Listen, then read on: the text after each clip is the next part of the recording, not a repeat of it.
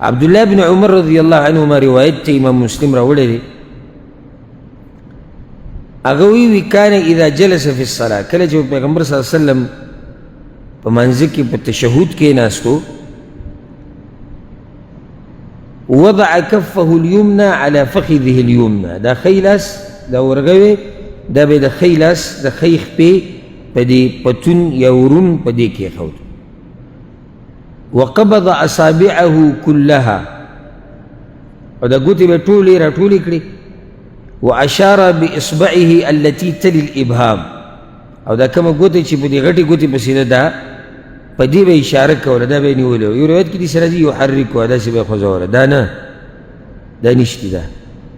دي ته خوځول نو دي ته کتکول برکول وي خوځول دي ته او دا نشتی باز دي سي کوي دا دي ته تاوهل وي دي ته خوځول نه وي دا به د اول سر نه د اخره پورې د قشان نیولې معمولی بوله د سر داسې ټیټ کړه داسې دې د پرنه ته اشهد ان لا اله الا الله هلته به اوچته بیا به کته کېنه دا کمزوري مسله چا بیان کړې ووضع کفه اليسرى على فخذه اليسرى او دا ګس ورغوي ګس لاس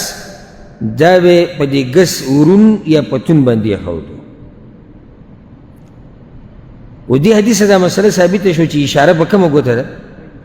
د ښی لاس په ګوته باندې